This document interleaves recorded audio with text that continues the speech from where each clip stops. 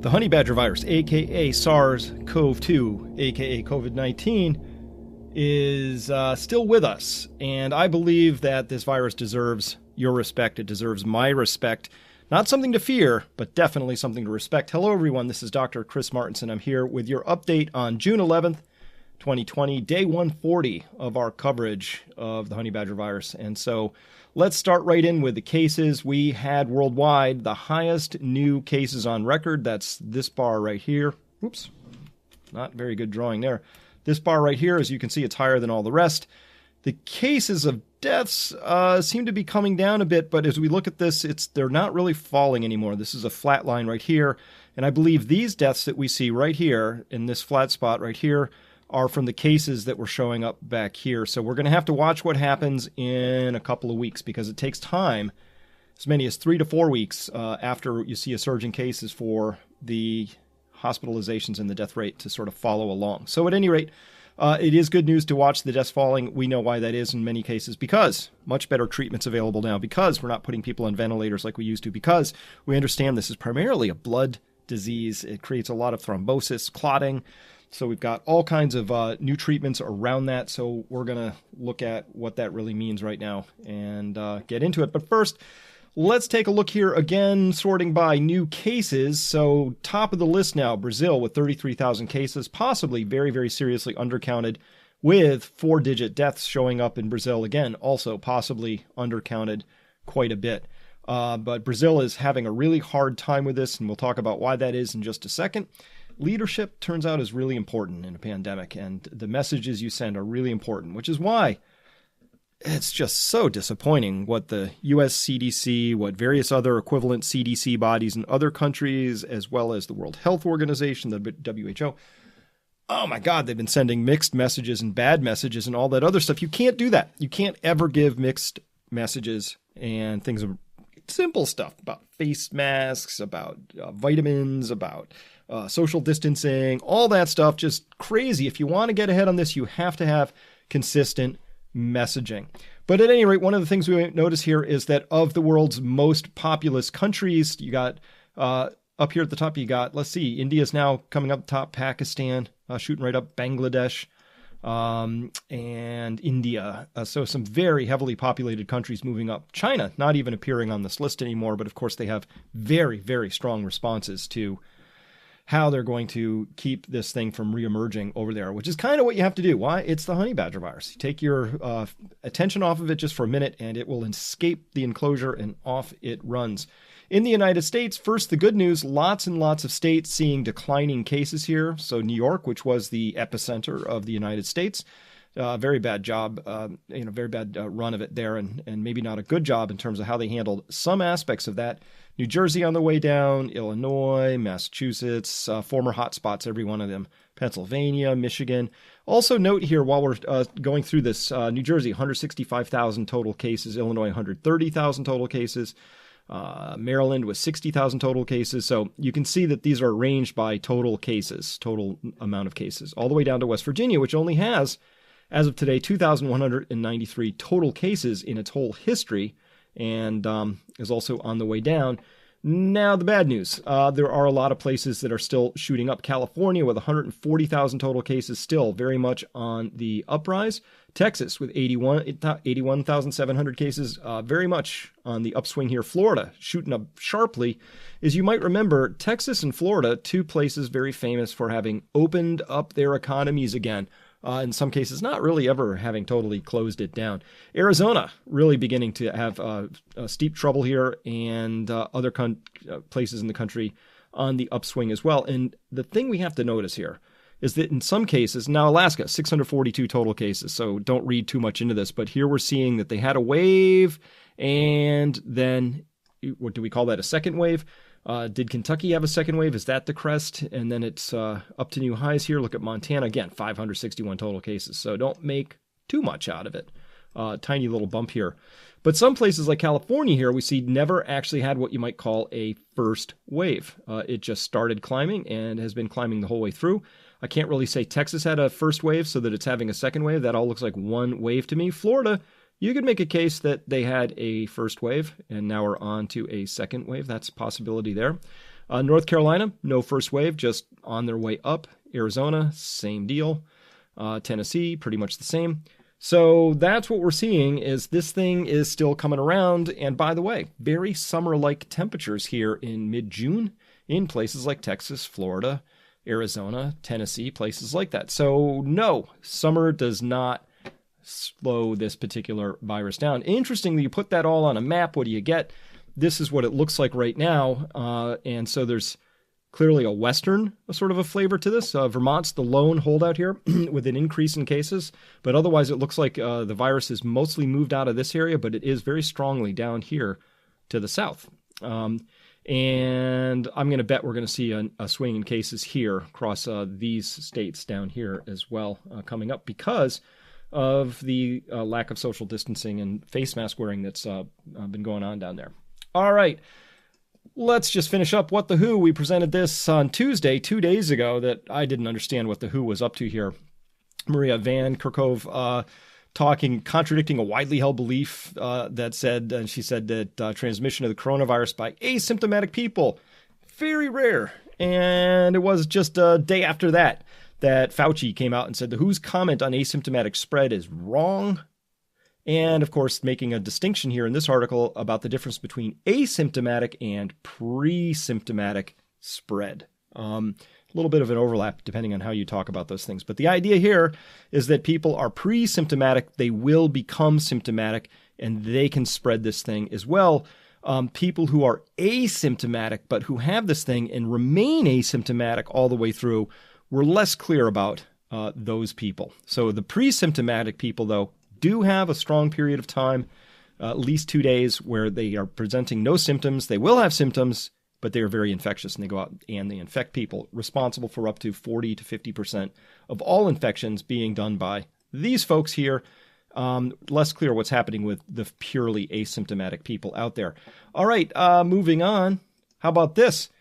Well, how about June 9th? Finally, we saw that now we have a study that came out in London. It came out of England. It says population-wide face mask use could push COVID-19 transmission down to controllable levels for national epidemics and could prevent further waves of the pandemic disease when combined with lockdowns, according to a British study on Wednesdays. I'm filing this under the no S, Sherlock. Come on.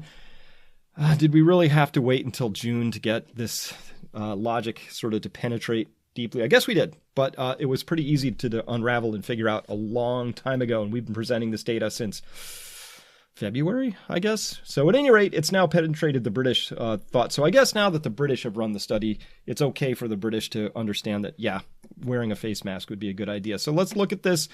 The research was led by scientists at Cambridge and Greenwich universities, suggests lockdowns alone will not stop the resurgence of the new SARS-CoV-2 coronavirus, but that even homemade masks can dramatically reduce transmission rates if enough people wear them in public. Our analyses support the immediate and universal adoption of face masks by the public, said Richard Stutt, who co-led the study at Cambridge. He said, combining widespread mask use with social distancing and some lockdown measures could be an acceptable way of managing the pandemic and reopening economic activity. All right. Well, we'll put our claps in for that, but I got to tell you, this was completely obvious. We should have been doing this right from the beginning. And the reason that it wasn't being done initially and originally in the UK, in the US, is because both countries caught flat-footed without any PPE, personal protection equipment, such to the point where they decided, we don't want the public competing with our healthcare workers for the few masks we have.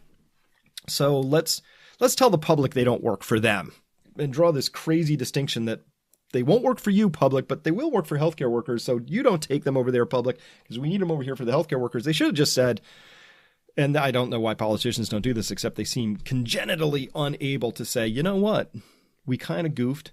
Our apologies. We're very sorry about that. And we don't have enough personal protection equipment, but here's what we're going to do. We are going to preserve what we have for healthcare workers. I think we can all agree that the masks that we do have available should be in the hands of frontline and first-line responders. But here's our plan for getting more PPE in the pipeline, and you are going to get yours as soon as we can get them to you, and we're giving them to the most vulnerable first, to the elderly, the aged, infirm, people who have comorbidities, and then we'll get them to everybody. And once we do that, we can reopen economic activity. Because remember, you have to balance stopping the pandemic, overwhelming your health system, and keeping your economy functioning. If we had followed the face mask stuff that I'd been advising and others had been advising from the beginning, I think we're already back to work 2 months ago. And I think that we would see every single state out there looking exactly like this.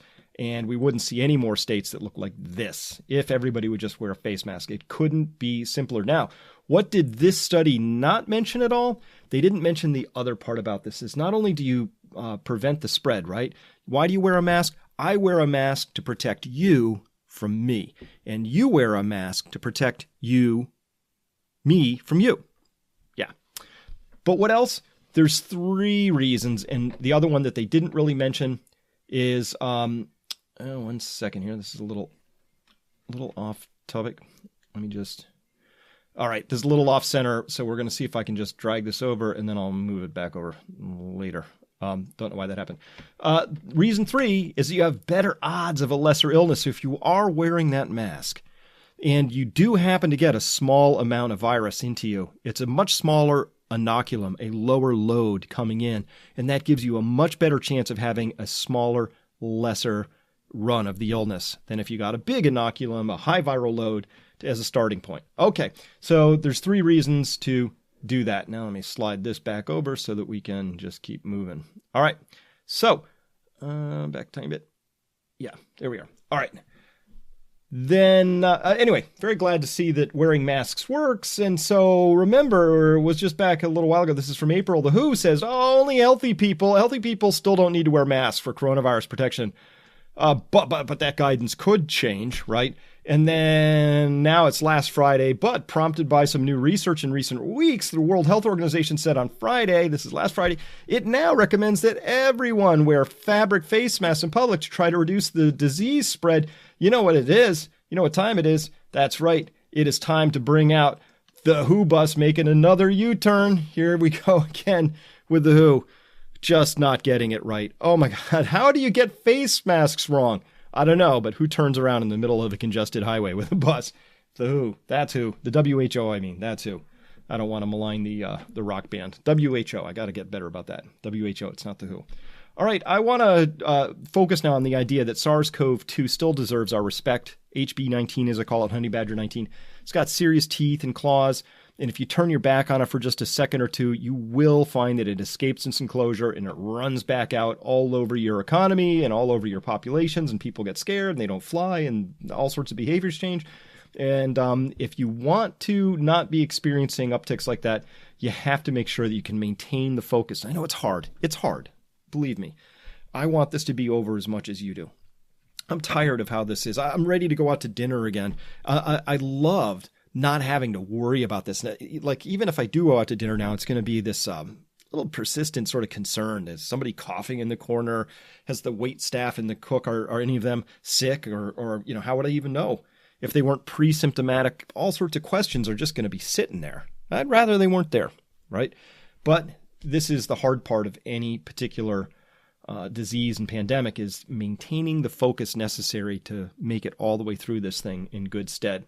All right, so we know, why does SARS-CoV-2 deserve our respect? Well, because it's a blood clotting disease more than anything. The endothelial cells are the little lining of cells that are on the inside of every artery, every vein in your body. And those endothelial cells are like the lining right on the inside of the pipe. And if that lining gets damaged, it can very easily lead to clotting disorders. That could be one mechanism of this. So SARS-CoV-2 binds onto the ACE2 receptor. Those are loaded up all over the endothelial cells. Maybe they get damaged. Maybe they die. Now the coating, that lining of the pipe, has been stripped away, and clotting is more easily done, is a thing that can happen more readily once that happens. So this is a recent article came out and says here, doctors say it's staggering, and they sound the alarm as severely ill COVID-19 patients develop damaging blood clots. Now, we've been talking about this for a while, but I do want to go into this article a bit because I think it adds a little bit of color here that maybe helps us talk about the seriousness of this and how we have to keep giving SARS-CoV-2 our respect. We don't have to fear it, but it deserves our respect. So this is from June 10th. And this article out of Montgomery, Alabama from WSFA here. As a cardiology research fellow at UAB, Dr. Vibhu Parcha is treating some of the sickest COVID-19 patients. He says it was almost instantaneous that we started to know that almost every COVID patient that was admitted was having some derangement in their clotting profile. Universally, COVID patients are being admitted to UAB with blood clotting issues, a manifestation of the virus. Even those who are very healthy aren't immune. While some patients develop blood clots as the virus progresses, others are admitted after suffering from a stroke or a heart attack brought on by the virus. Young patients are coming in with no comorbidities, and they're coming in with strokes and kidney failure. A lot of patients who do develop strokes do not completely recover, he explained. It's staggering. Parcha says he recently treated a 30-year-old who attempted to fight the virus at home. Due to clotting issues, he now has permanent heart damage. Parcha says if the patient had come in 3 days earlier, it could have changed his life. A 30-year-old. Think about that, with permanent heart damage now. We've had a range of patients that we've seen, Parcha said, of the patient's ages and health conditions. We had a 35-year-old guy who has 5 kids. He's doing really well before the pandemic came in. He was admitted with us. We took very good care of him. We tried our best. He was with us in the intensive care unit. He did not make it. Most of the blood clots are in the lungs, but also impact other major organs. Some doctors go as far as to say COVID-19 is one of the most clot-producing diseases they've ever treated. Yeah, almost like it's unnatural, almost like something that was made in a lab, possibly, right? COVID-19 is really a very serious disease, and these stories like this tell me that I don't want to get this, and you don't either. And here's why. Even if you said, I'm young, Chris, and I'll play, the odds are really stacked in my favor. That's true, but we get things like this where this guy says, hey, we had this 35-year-old guy. He was really doing well before the pandemic, and boom, just took him out. We don't know why yet. Some of these people have comorbidities, but even that, they have diabetes, and we say, oh, that's it, because they had diabetes, but we're not really clear yet. And if I was in charge, we would have had the CDC working very, very hard to collect the big data so that every single patient would have had a blood draw. Don't leave it up to the doctors, the nurses, the PAs, all of that to figure this out. Don't put this billing on the hospitals and the insurance companies. Draw the blood and do all sorts of workups. We want genetic workups. We want all the major and macro, micronutrients that are in there. We want to see what their vitamin and hormone levels are. There's some constellation of things that we would find from that big data search that would tell us that, oh yeah, people with this genetic makeup who are low in vitamin D are really predisposed, like this poor gentleman right here. Like there would be, this is all, we can figure this out, but we would need the data. So it's still kind of a mystery. So I think on this basis, SARS-CoV-2 definitely deserves our respect. And this just came out. Ooh, what is respectable is spelling stuff correctly. Let's get that right. All right. This too, and this is just an individual case, so don't make too much of it, but I do believe it highlights the seriousness of this.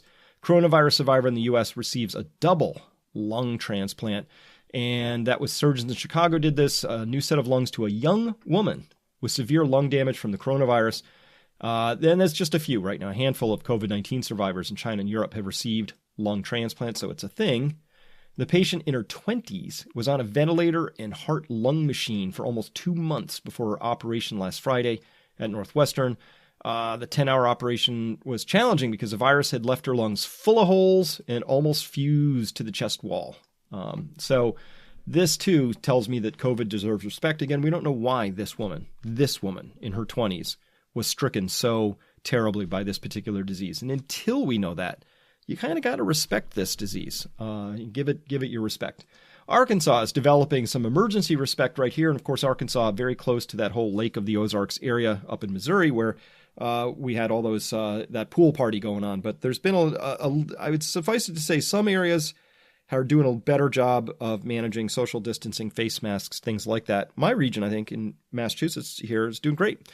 Some areas are having more of a cultural problem with that. That's why when we talk about in our book Prosper, Adam and I talk about, that's Adam Taggart, we talk about 8 forms of capital. Financial capital, very important. But one of them is cultural capital. And this would be an example. If you live in a culture that doesn't respect this disease, says we're not going to wear face masks, that infringes on our rights. We demand the right to, just walk around and get infected and infect others.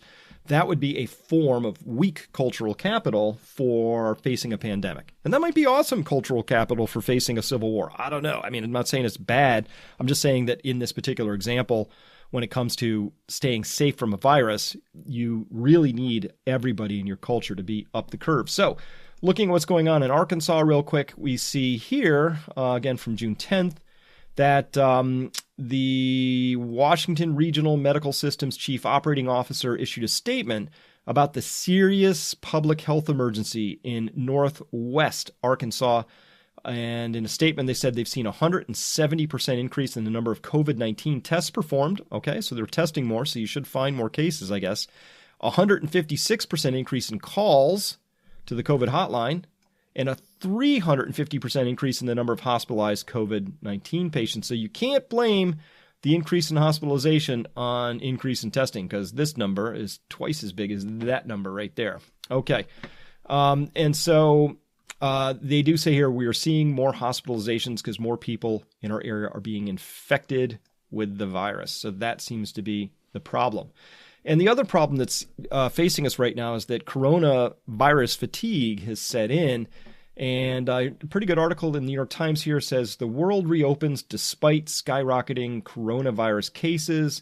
Looking into that article real quick, it says 2 months ago, when there were roughly 1 million confirmed coronavirus cases and the primal politics of survival was sweeping the world, shutting down was the order of the day.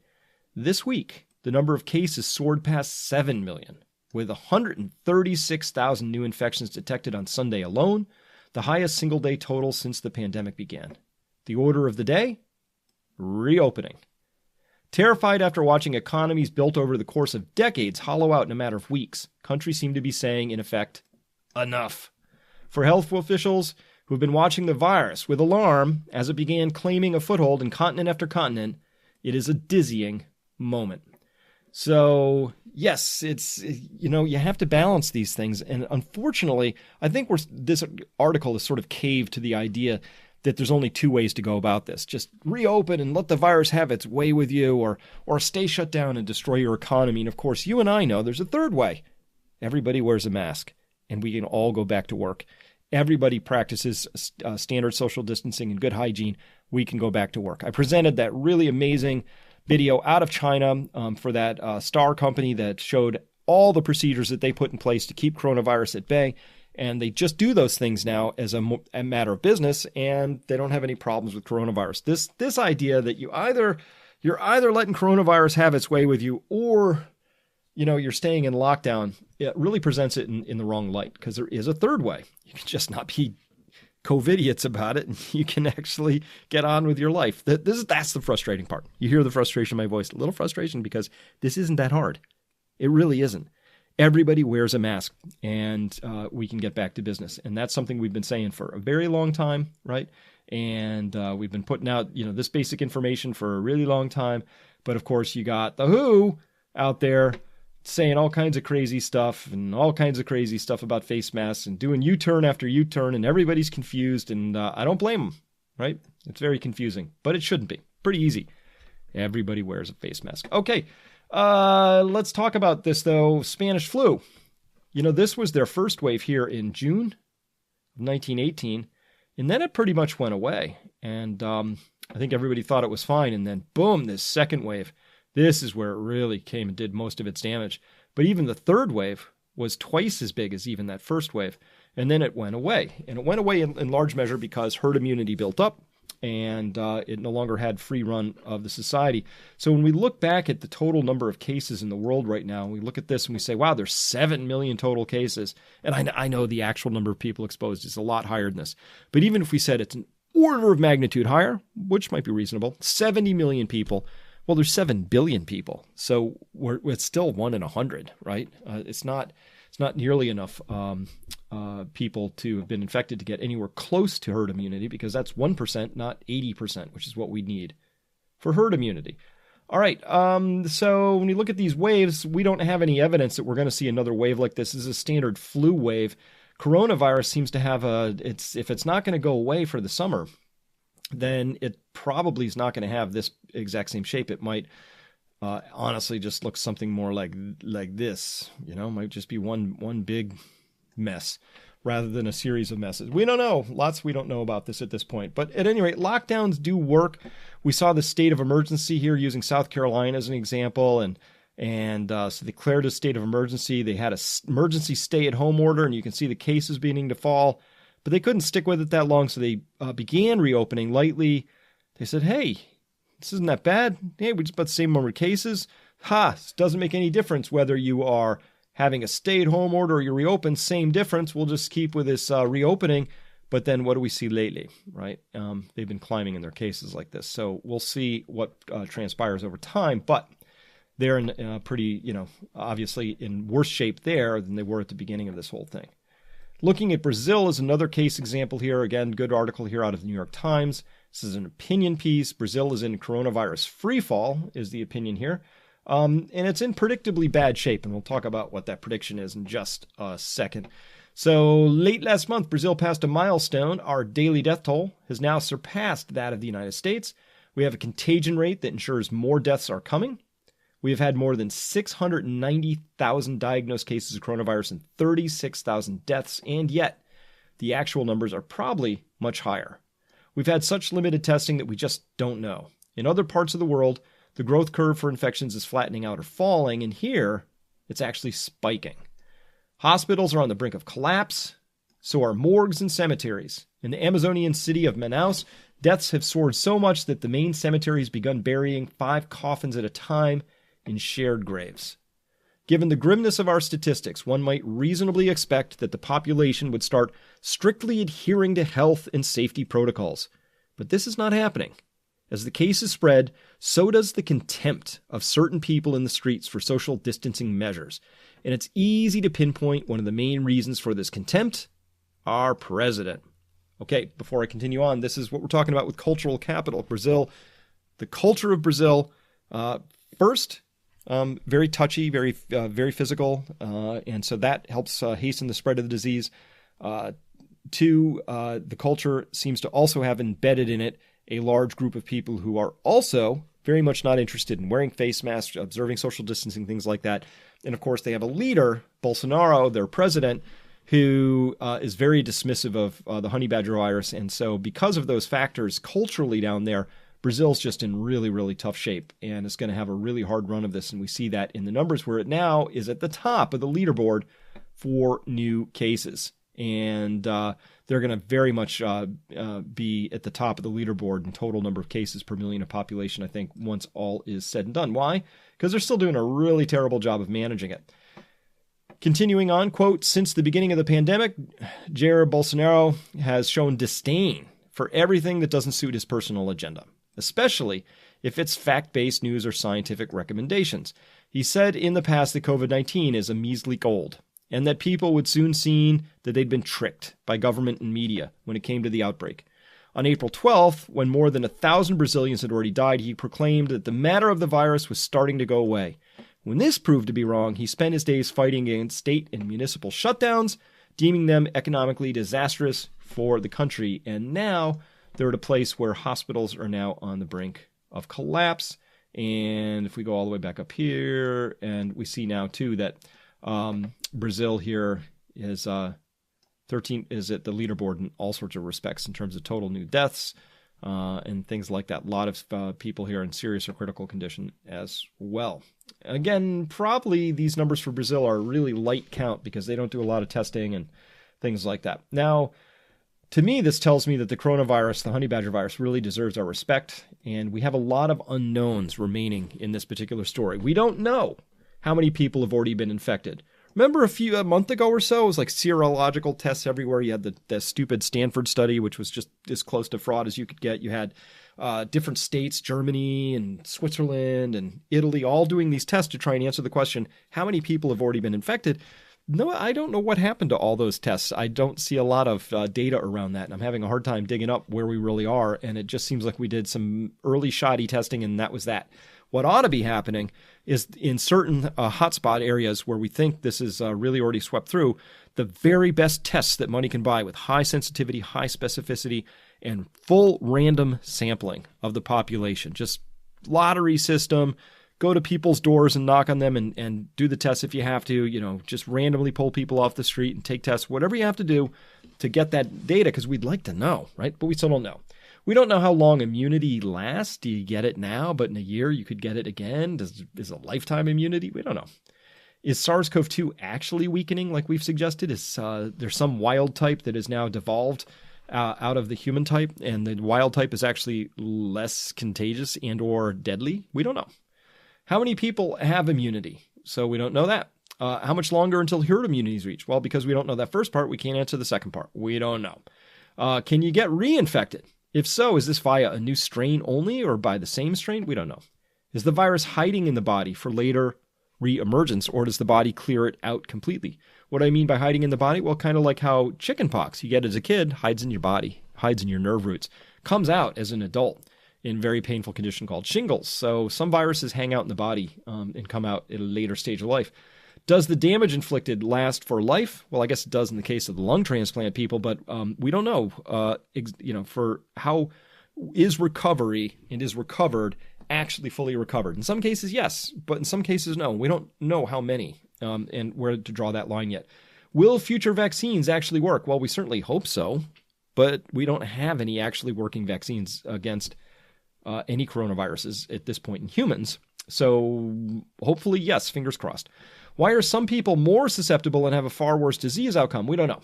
So, and these and a dozen other very serious unknown questions remain. Because of that, I think we got to keep treating COVID-19 with respect. Not fear, but respect. Okay, and part of the reason SARS-CoV-2, its issues list, remember this is not the flu, it's not SARS, it's not a lot of things, it's SARS-CoV-2, it's its own thing. And it's got all these different reasons why we have to take it very seriously, and it deserves our respect, right? So it's got this really high serious complication rate. It spreads asymptomatically or pre-symptomatically, depending on how we want to look at that. Kids are spared except for these, they got these rare Kawasaki-like inflammatory disease things. It just fills the lungs with fibrotic clots. It persists on surfaces for a long time, although there's some confusion about that right now.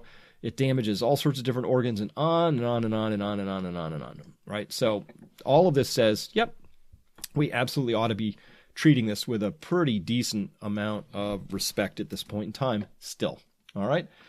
And how do you avoid being infected? Well, you just avoid all gatherings, large or small. So we've just seen a lot of really huge gatherings. Fortunately, a lot of people were wearing face masks at most of those, but not all of them. Of course, once everyone is wearing a mask, when out and about, this can be relaxed a bit or a lot. We can get back to life. That's something I've been saying for months now, literally. It seems obvious and we ought to do it. And if people want to get back to work, then the responsible thing to do is just put a mask on. And if everybody does that or enough people do that, then we're good to go. We get back to work. And you just got to avoid sick people, of course. All sick people really shouldn't go out at all. But if you do have to go out and you have any sort of illness, you got to wear a mask at all times. You got to decontaminate surfaces, and particularly in public surfaces. You got to trust yourself. Just don't get yourself in bad situations if you can help it. Wash your hands, lots and lots of personal hygiene, and then make sure you're listening to trusted sources, because you don't want to get caught on a bus that's taking a U-turn every 150 yards. That's just awkward and troubling. All right, conclusions for today. Cases still rapidly rising across the whole globe here right now. Now hitting some of the most populous countries. We're going to have to see how this shakes out. Many of those more populous countries also have large slum areas and large pockets of poor people who don't have the luxury of social distancing, who couldn't even do it if they wanted to because of their living situations and circumstances. So in those conditions, we could easily see SARS-CoV-2 spread very, very dramatically there. The U.S. states that have lifted lockdowns first are generally seeing rising cases, not all cases, but for the most part, that's true. Several areas are reporting hospitals getting close to capacity. Corona fatigue, it's a thing. It's what leads to second waves. We all get tired of this stuff, whether it's 1918 or 2020, same story. People are people. You get fatigued by the whole thing. You just want it to be over. People around you seem to be healthy. We're all good, right? And then the honey badger virus uses that opening to get out there and create more damage. All right, SARS-CoV-2 really does deserve our respect, right? It kills, it maims, and it's not going away. That's unfortunately the case right now. So we're going to watch what happens over the next 3 to 5 weeks from here, especially after all those protests. If the honey badger virus was just lying in ambush, we're going to see a very large uptick in cases, and then eventually hospitalizations, and then eventually deaths as well as a consequence of that.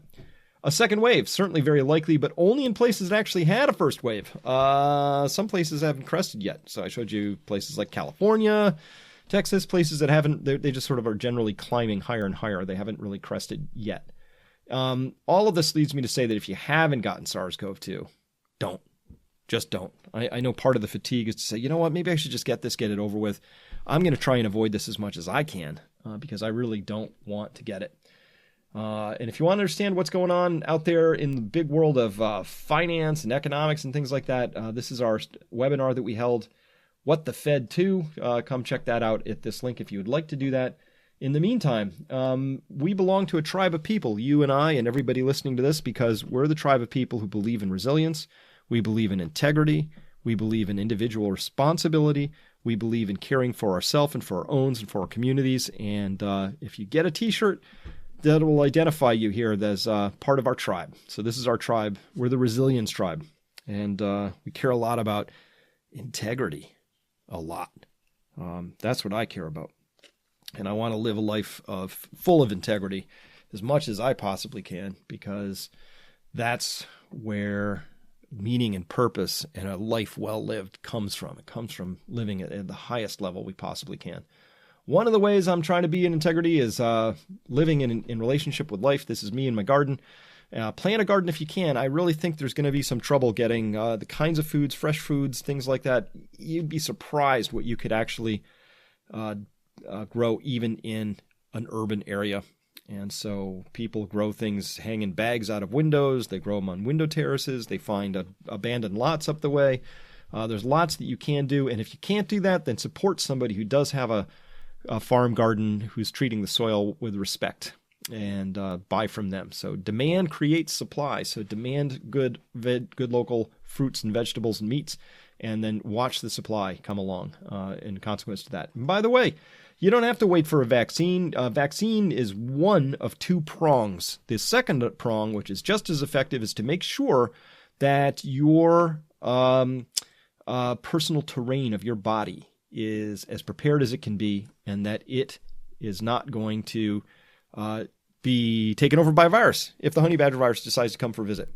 Yeah, hopefully you had a low inoculum because you're wearing a face mask, but if that comes in, I think you're going to have a better run of it. If your body is tuned up, it's going to fight it off. Because remember, nobody gets better from any virus, let alone COVID, because a doctor gave them something. You get along and survive because your body fights off the virus. Always end of story. Doctors can give you things that support that process. They can help buy you time so your body has more time to fight it off.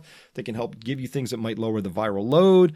But at the end of the day, it's your body, your immune system that clears the virus out, recognizes it as a foreign invader, and clears it out. And the way that you get your body to reign all the way up and as tuned up as it can be, make sure that you have plenty of vitamin D3 in there, selenium, zinc. 3 big things to get in there. Quercetin is a way, it's an ionophore. It helps the zinc get into the cells. Vitamin C, of course, this is just a wonderful thing for all sorts. It does all kinds of things, wonderful things in our bodies, and well beyond giving us additional immunity against viruses. And then, of course, elderberry syrup. If you ever feel like you've been exposed or you have that first little tickle in your throat, this is what I use. As soon as I get that tickle, start taking the elderberry syrup. And it doesn't stop me from getting any illness, but it does make the illness a fraction of what it would be if I hadn't taken the elderberry. And so that's all actually supported by medical science at this point in time. And I can direct you to the articles where they did those studies, if you still have any faith in science that those articles and studies were done correctly. Because I got to admit, I don't trust a lot anymore. Not after the Lancet, hydroxychloroquine disasters and fiascos that have happened. I love science. I love it. I consider myself a scientist, and I'm embarrassed for the profession, and my faith in it has been dinged big time. So at any rate, that's our report for today. Thank you so much for listening. We'll be back with you on Tuesday. I want you to have a very safe weekend, and I'm sure we'll have lots to talk about next week. See you then. Bye, everyone. Hi folks, this is Adam Taggart, Chris's co-founder at Peak Prosperity. To get your own resilience shirt, simply go to peakprosperity.com/shirts. Each shirt is made of 100% organic cotton and produced in the USA. And when your shirt arrives, please send us a photo of you wearing it if you feel comfortable doing so. We'll add you to our wall of proud Peak Prosperity members who are showing the world that resilience is the way to a better future. Thanks for watching.